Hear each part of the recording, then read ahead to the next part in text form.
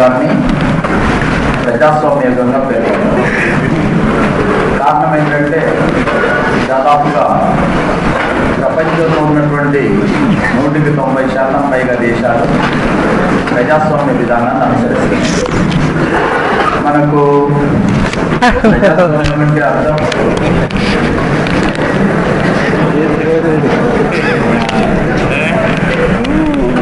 నేను నిర్వచనం అడగలే, అర్థమని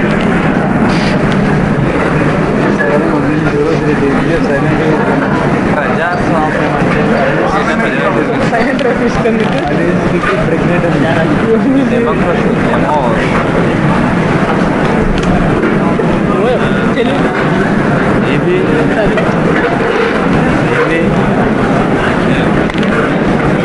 అసలు క్లాస్ కాన్సన్ట్రేషన్ ఏంటంటే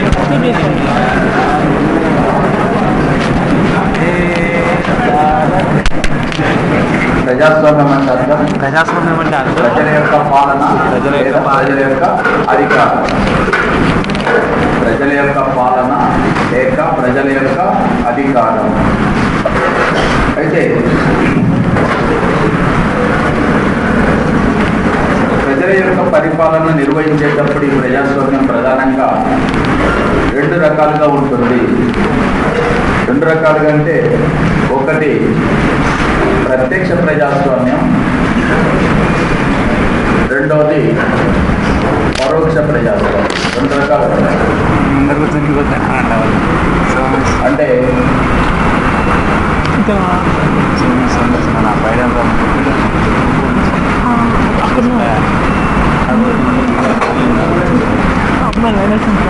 ప్రజలు పరిపాలనలో ప్రత్యక్షంగా భాగస్వాములవుతే, ప్రజలు పరిపాలనలో ప్రత్యక్షంగా భాగస్వాములైతే దాన్ని ప్రత్యక్ష ప్రజాస్వామ్యం అంటారు. ప్రత్యక్షంగా భాగస్వాములు కావడం అంటే ప్రజలంతా ఎంపీలు, ప్రజలంతా ప్రధానమంత్రులు, ప్రజలంతా రాష్ట్రపతులు, ప్రజలంతా ఎమ్మెల్యేలు అవుతారంటే కాదు.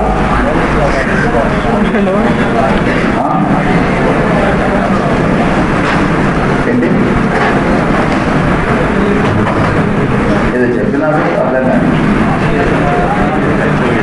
ప్రజల చేత ఎన్నుకోబడిన ప్రతినిధులు, దాని పరోక్ష ప్రజాస్వామ్యం అంటారు.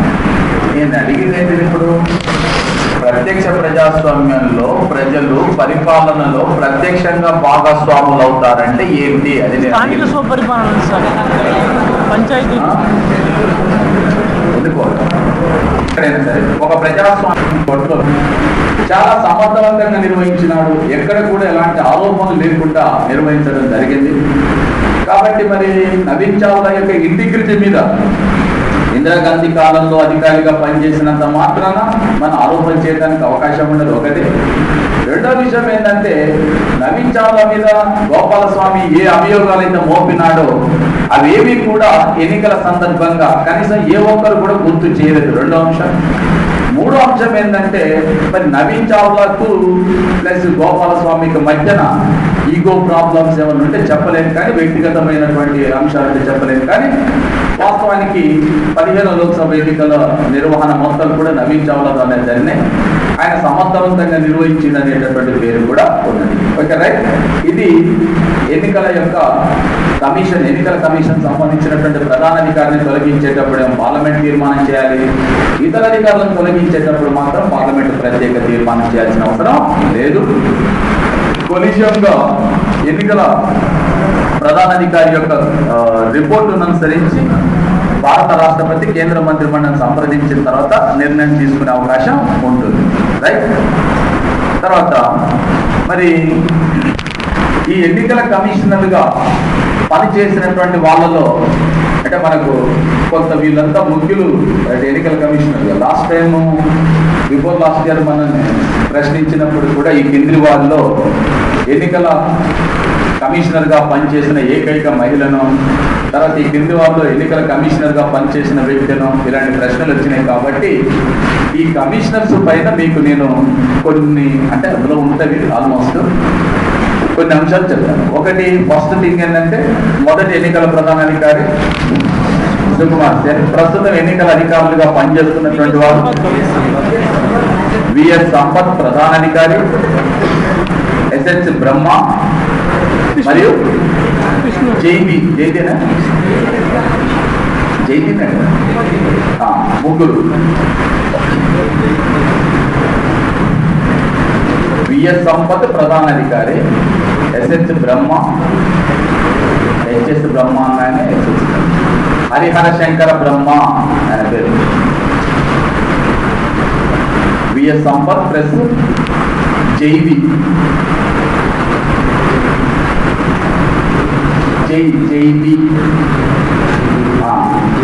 మరి ఇంట్లో నుంచి కరెంట్ అఫైర్స్ ఏం దోస్తున్నారమ్మా? చెప్పించుకోవాలి కదా, రైట్? నెక్స్ట్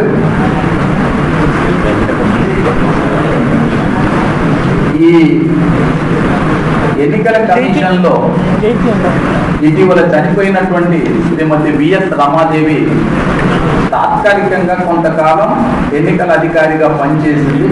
ఎన్నికల అధికారిగా పనిచేసిన ఏకైక మహిళ రమాదేవి. తర్వాత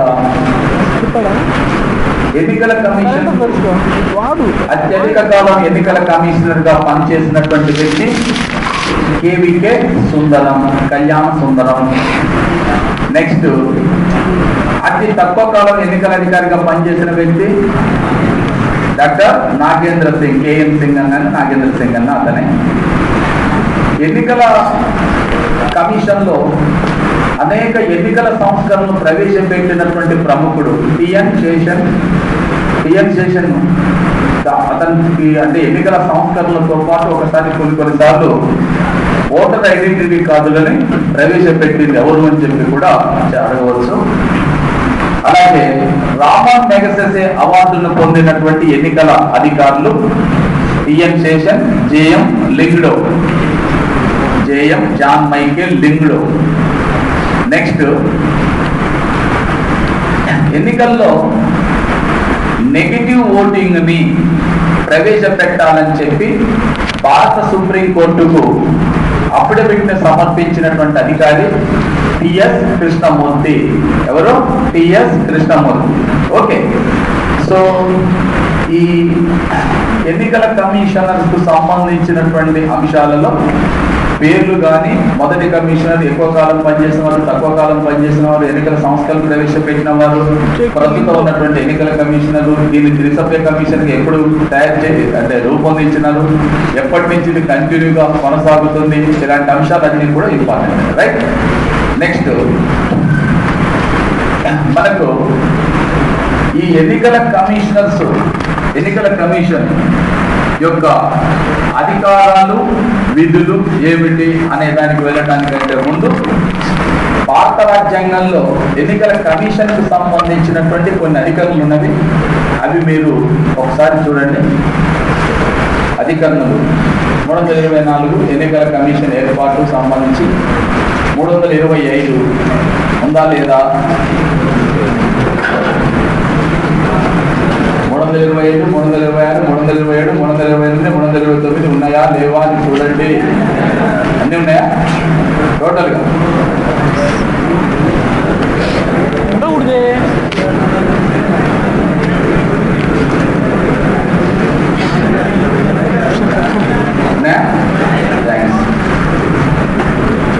నెక్స్ట్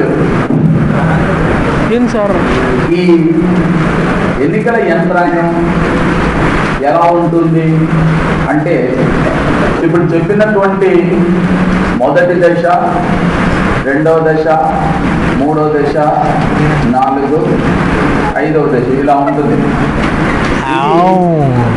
కేంద్రానికి సంబంధించినటువంటి, ఇది రాష్ట్రానికి సంబంధించినటువంటి, 3 జిల్లాకు సంబంధించింది, తర్వాత నియోజక వర్గానికి సంబంధించింది, ఆ తర్వాత జోనల్ వ్యవస్థ, లాస్ట్ 1 ఎన్నికల పోలింగ్ స్టేషన్.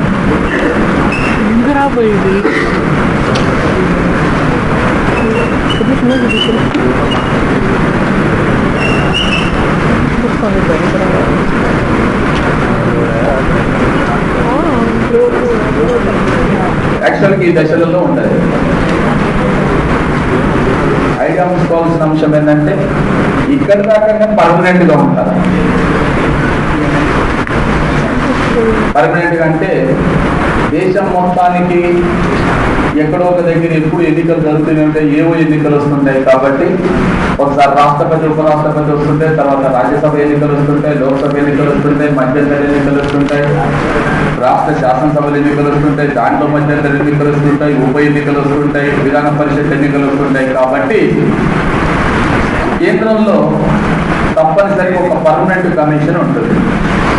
ఇప్పుడు చెప్పిన ఈ ముగ్గురితో పాటు 10 మంది కార్యదర్శులతో కూడుకున్నటువంటి ఒక పెద్ద యంత్రాంగ నిర్వాచన్ ఆయోజన్ పేరుతోని ఒక ఎలక్షన్ కమిషన్ ఢిల్లీలో ఉంటుంది. ఇది దేశవ్యాప్తంగా ఉన్నటువంటి ఎన్నికల వ్యవస్థని, ఎన్నికల యంత్రాంగాన్ని మొత్తాన్ని కూడా నడిపించేటటువంటి వ్యవస్థ నిర్వాచన్ ఆయోజన్. ఇది శాశ్వత ప్రాతిపదిక పైన పనిచేస్తుంది. రెండవది రాష్ట్ర కమిషన్. రాష్ట్ర కమిషన్ దగ్గర ప్రతి రాష్ట్రానికి ఒక ఎన్నికల ప్రాంతీయ అధికారి ఉంటాడు. కేంద్ర ఎన్నికల కమిషన్ కు సంబంధించిన ప్రాంతీయ అధికారి ప్రతి దగ్గర కూడా ఉంటాడు. ప్రతి దగ్గర కూడా ఎందుకు ఈ కమిషనర్ ఉండాలి, ఒక యంత్రాంగం ఉండాలంటే గుర్తుంచుకోండి, ఒక్క ఉపరాష్ట్రపతి ఎన్నికలు తప్ప మిగతా ఎన్నికలు మొత్తం రాష్ట్రాలలోనే నిర్వహించబడతాయి. Except vice president of India. ఉపరాష్ట్రపతి ఎన్నికలు మా తప్ప మిగిలిన ఎన్నికలు మొత్తం కూడా రాష్ట్రాలలోనే నిర్వహించబడతాయి. మీరు ఒకసారి నేను చెప్పిన సెంటెన్స్ అర్థమైందో కాలేదో ఒకసారి ఆలోచన చేయండి. ఉపరాష్ట్రపతిని ఎన్నుకునేటప్పుడు మాత్రమే కేవలం రాజ్యసభ లోక్సభ సభ్యులు ఉంటారు. రాష్ట్రపతిని ఎన్నుకునేటప్పుడు రాష్ట్రాల విధానసభల సభ్యులు ఉంటారు, అంటే ఎమ్మెల్యేలు ఉంటారు. కాబట్టి రాష్ట్రాల విధానసభ సభ్యులు ఎన్నికల్లో ఓటేస్తారంటే ఎక్కడ వేయాలి? రాష్ట్రాల్లోనే వేయాలి. ఒకటి స్టార్టింగ్ నుంచి రాష్ట్రపతికి సంబంధించి, ఉపరాష్ట్రపతి మాత్రం రాష్ట్రాలకు సంబంధం లేదు. కేంద్రంలో ఉండే రాజ్యసభ సభ్యులు ఎవరు ఎన్నుకుంటారు? ఎమ్మెల్యేలు ఎన్నుకుంటారు. ఎమ్మెల్యేలు ఎక్కడ ఉంటారు? రాష్ట్రాల్లో. లోక్సభ సభ్యులు ఉన్నారు. లోక్సభ సభ్యులు మొత్తాన్ని కూడా ప్రజల చేత ఎన్నుకోబడతారు. దేశంలో మన రాష్ట్రం నుంచి 42 మంది లోక్సభ సభ్యులు ఎన్నుకోవాల్సి వస్తుంది. కాబట్టి రాష్ట్రాలలో ఉండేటటువంటి ప్రజలు ఎన్నుకుంటారు. అందువలన రాష్ట్రాల్లోనే ఎన్నికలు నిర్వహించబడతాయి. ఇక రాష్ట్రాల్లో ఉండే విధాన పరిషత్ కానీ విధానసభ ఎన్నికలు ఎక్కడ నిర్వహించబడతాయి? రాష్ట్రంలోనే. కాబట్టి ఒక ఉపరాష్ట్రపతి ఎన్నికలు తప్ప మిగిలిన ఎన్నికలు మొత్తం నిర్వహించేటప్పుడు రాష్ట్ర ఎన్నికల కమిషనర్ చాలా కీలక పాత్ర పోషిస్తాడు. అందువలన రాష్ట్ర స్థాయిలో కూడా పర్మనెంట్ గా ఒక ఎన్నికల యంత్రాంగం ఉంటుంది. బనవలాల్ అనేటటువంటి అధికారి ఉంటారు అక్కడ. ఆయన కాకుండా ఇంకో లాలు వస్తారు, కానీ ఖచ్చితంగా అక్కడ ఒక ఎన్నికల యంత్రాంగం ఉంటుంది. కింది స్థాయి నుంచి, ఇక్కడి నుంచి జిల్లా స్థాయి నుంచి శాశ్వతమైనటువంటి ఎన్నికల అధికారులు ఉండరు. ఎందుకని అంటే జిల్లా ఎన్నికల రిటర్నింగ్ అధికారిగా కలెక్టర్ పనిచేస్తాడు. ఒక నియోజకవర్గ స్థాయికి వచ్చినప్పుడు జేసీ జాయింట్ కలెక్టర్ కానీ, ఆర్టీఓ కానీ, ఎంఆర్ఓ కానీ వీళ్ళే దేనిగా వ్యవహరిస్తారు? ఎన్నికల రిటర్నింగ్ అధికారిగా పనిచేస్తారు. జోనల్ స్థాయికి వచ్చినప్పుడు ఎండిఓ కానీ ఇతర ప్రభుత్వ ఉద్యోగులు ఎవరైతే ఉంటారో వాళ్ళు ఎన్నికల అధికారులుగా పనిచేస్తారు. ఇక పోలింగ్ స్టేషన్ అంటే ఎన్నికలు నిర్వహించే దగ్గర మీ అందరికీ తెలుసు, చాలా మంది డ్యూటీలు చేసినారు, ఐడియా ఉంటుంది. ఎవరుంటారు? టీచర్లు, లెక్చరర్స్, ప్రభుత్వ ఉద్యోగులు పనిచేస్తారు. అంటే 1, 2, 3, 4 ఈ 4 స్థాయిల్లో పనిచేసేటటువంటి ఎన్నికల అధికారులు మొత్తం కూడా ప్రభుత్వ ఉద్యోగులే. అంటే పార్ట్ టైం గా పనిచేస్తారు తప్ప వీళ్ళు శాశ్వతంగా ఎన్నికల కమిషన్ కు సంబంధించిన వాళ్ళు కాదు. బట్ 1988లో ప్రజా ప్రాతినిధ్య చట్టంలో చేసిన సవరణ అనుసరించి ఎన్నికల విధులను నిర్వర్తించే ప్రతి ఉద్యోగి కూడా ఎలక్షన్ కమిషన్ గానే భావించాలి. అంటే ఎలక్షన్ కమిషన్ తరఫునే విధులను నిర్వర్తిస్తున్నట్టుగా భావించాలి. ఎన్నికల విధులను నిర్వహణలో నిమగ్నమైన ప్రతి ప్రభుత్వ అధికారిని కూడా మనం ఎన్నికల కమిషన్ గానే భావించాలి, ఎన్నికల కమిషన్ తరపునే పనిచేస్తున్నట్టుగా భావించాలి. అర్థమేనా? సో ఇది యంత్రాంగానికి సంబంధించినటువంటి అంశం. మీకు పోలింగ్ స్టేషన్లో ఉండేటటువంటి పిఓ ఎవరైతే ఉంటారో, ప్రిసైడింగ్ ఆఫీసర్ ఎవరైతే ఉంటారో, ఇతడు ప్రభుత్వ ఉద్యోగానే ఉంటాడు, ప్రభుత్వ ఉద్యోగం చేస్తాడు. ఆ 3 రోజులు 2 రోజులు ఎలక్షన్ డ్యూటీ చేసిన తర్వాత ఎన్నికలకు సంబంధించినటువంటి అంశాల గురించి ఇతనికి సంబంధం ఏమీ ఉండదు. ఇది యంత్రాంగం అంటే మన దేశంలో ఎన్నికలు నిర్వహించేటప్పుడు ఏర్పాటైన యంత్రాంగం.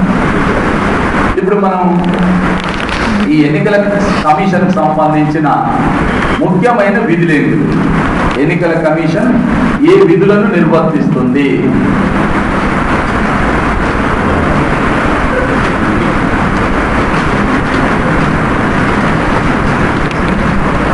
ఫస్ట్ ఎన్నికల కమిషన్ చేసే మొట్టమొదటి పని ఏంటంటే నియోజకవర్గాలని పునర్వ్యవస్థీకరణ చేయాలి.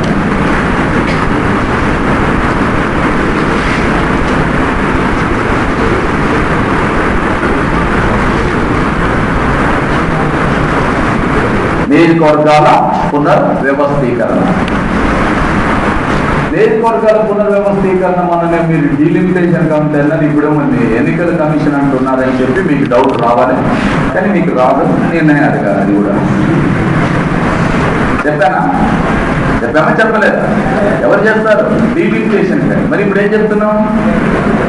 ఎన్నికల కమిషన్. డీలిమిటేషన్ కమిటీలో ఒక్క చైర్మన్ ఒక్కడే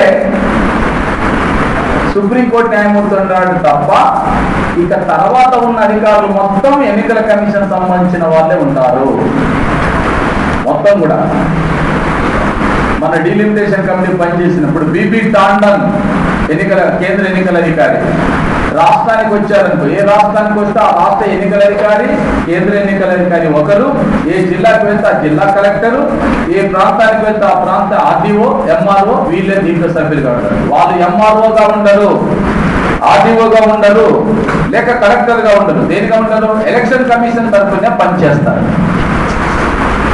అందుకోసమే డీలిమిటేషన్ కమిటీకి సంబంధించినంత వరకు ఆల్మోస్ట్ దాంట్లో ఉన్న సభ్యులు మొత్తం కూడా ఏ కమిషన్ నుంచి పనిచేస్తారు? ఎలక్షన్. ఆ అంశం కూడా ఎలక్షన్ కమిషన్ డ్యూటీ కూడా. తర్వాత ఓటర్ల జాబితాను రూపొందించడం. ఇందులో కూడా చాలా మంది ఏం సార్ టీచర్ల పేరు రాస్తే మీరు ఎన్నికల కమిషనే తరపునే టీచర్లు పనిచేస్తున్నట్లు లెక్క. ఓటర్ లిస్టుని పేరు రాసేటప్పుడు టీచర్లు కదా రాసేదంటే టీచర్లు ఎన్నికల కమిషన్ తరపునే పనిచేస్తున్నట్లు లెక్క. మీకు ఆ టైంలో రెమ్యునరేషన్ ఇచ్చేటటువంటిది ఎన్నికల కమిషనే. ఓటర్లు ఎన్రోల్మెంట్ చేసేటప్పుడు అదనపు డ్యూటీ చేస్తే, ఎన్నికల డ్యూటీ చేసినప్పుడు కూడా డబ్బులు ఇచ్చేది ఎన్నికల కమిషనే. ప్రత్యేకంగా దానికోసం ఫండ్ కేటాయిస్తారు ఎన్నికలు నిర్వహించేటప్పుడు. ఎన్నికలకు సంబంధించినటువంటి ఖర్చులు మొత్తం మీట్ కావడం కోసం పార్లమెంట్ దానికోసం ప్రత్యేక బడ్జెట్ కేటాయిస్తుంది. ఎన్నికల కమిషనే ఖర్చు పెడుతుంది దాన్ని. ఓకే, ఓటర్ లిస్టులను తయారు చేయించాల్సిన బాధ్యత కూడా ఎన్నికల కమిషన్ పైన ఉంటుంది. నెక్స్ట్, రాజ్యాంగబద్ధమైన ఎన్నికలన్నింటినీ ఎన్నికల కమిషన్ నిర్వహిస్తుంది. రాజ్యాంగబద్ధమైన ఎన్నికలు అనగా ఏంటి? రాజ్యాంగబద్ధమైన ఎన్నికలంటే అర్థమేంటి? భారత రాష్ట్రపతి, ఉపరాష్ట్రపతి, రాజ్యసభ, లోక్సభ, విధానసభ, విధాన పరిషత్, వీటినే నేను ఇంతకుముందు చెప్పినవి వెళ్ళలేదు. రాష్ట్ర ఎన్నికల కమిషన్ అనేది కేవలం స్థానిక స్వపరిపాలన సంస్థల ఎన్నికలు నిర్వహిస్తారు. ఆంధ్రప్రదేశ్కి వస్తే 2 కమిషన్స్ ఉంటాయి. ఆంధ్రప్రదేశ్లో ఎన్నికల కమిషనర్స్ 2 ఉంటారు. రమాకాంత్ రెడ్డి వేరు, బనవర్లాల్ వేరు, ఇద్దరు వేరు వేరు. వారికి సంబంధం ఉండదు. రమాకాంత్ రెడ్డి పని ఏంటంటే మన రాష్ట్రంలో గ్రామ పంచాయతీ ఎన్నికలు, మండల పరిషత్ ఎన్నికలు, జిల్లా పరిషత్ ఎన్నికలు, మున్సిపాలిటీ ఎన్నికలు, మున్సిపల్ కార్పొరేషన్ ఎన్నికలు ఇవి నిర్వహించాల్సిన బాధ్యత రమాకాంత్ రెడ్డి. మనం ఇంతకుముందు చెప్పిన ఎన్నికలు ఉన్నాయి కదా, రాష్ట్రపతి ఎన్నికలకు సంబంధించి కానీ లేక రాజ్యసభ, లోక్సభ, ఎమ్మెల్సీ, ఎమ్మెల్యే ఎన్నికలు మొత్తం నిర్వహించాల్సిన బాధ్యత మనవల్లాలి. ఇది ఇద్దరు వేరు. ఇప్పుడు మనం చెప్పేది ఏ ఎన్నికల కమిషన్? కేంద్ర ఎన్నికల కమిషన్ భారతదేశంలో ఉన్నటువంటి అన్ని రకాలైన రాజ్యాంగబద్ధమైన ఎన్నికలు మొత్తం వారే నిర్వహిస్తారు. రైట్. ఇకపోతే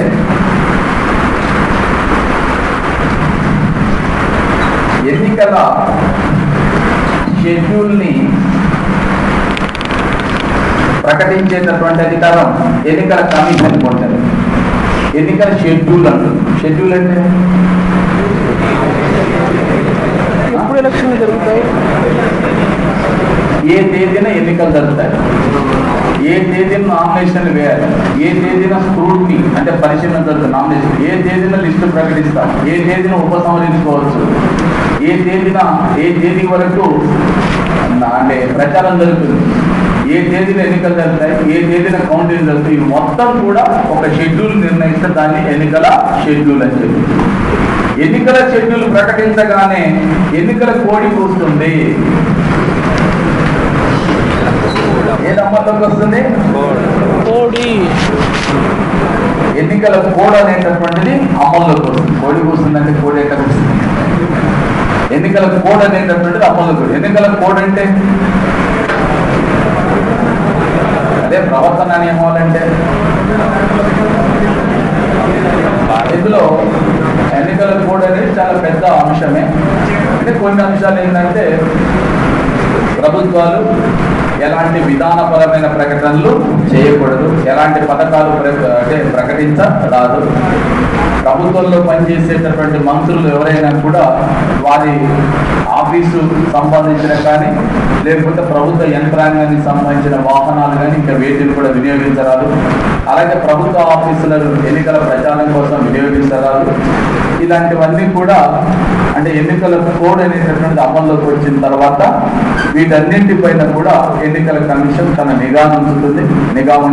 అంటే ఎవరిని ధిక్కరిస్తున్నా కూడా గుర్తింపుని స్కూళ్ళని కేటాయిస్తానికి పార్టీలకు అంటే వీళ్ళు మా గుర్తులు కేటాయి. నేను ఒక మాట అయింది, మరుసటి రోజు నైట్ మధ్య మా అమ్మాయి దగ్గర నేను ఏం చేసేందుకు ఏం అవకాశం విధానంలో కేటాయించండి గుర్తులు చట్టం అనేది సరే.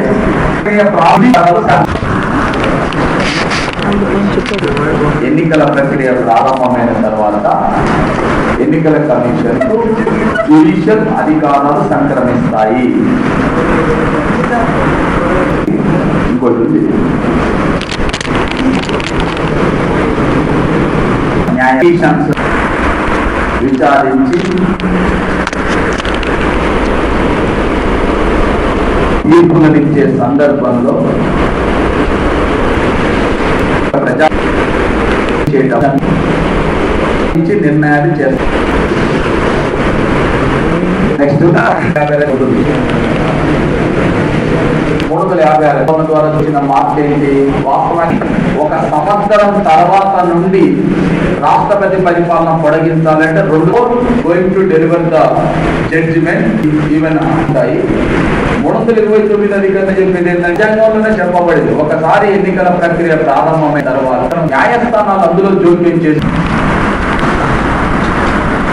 ఇప్పుడు మన దేశ పరిపాలనకు అవసరమైన శాసన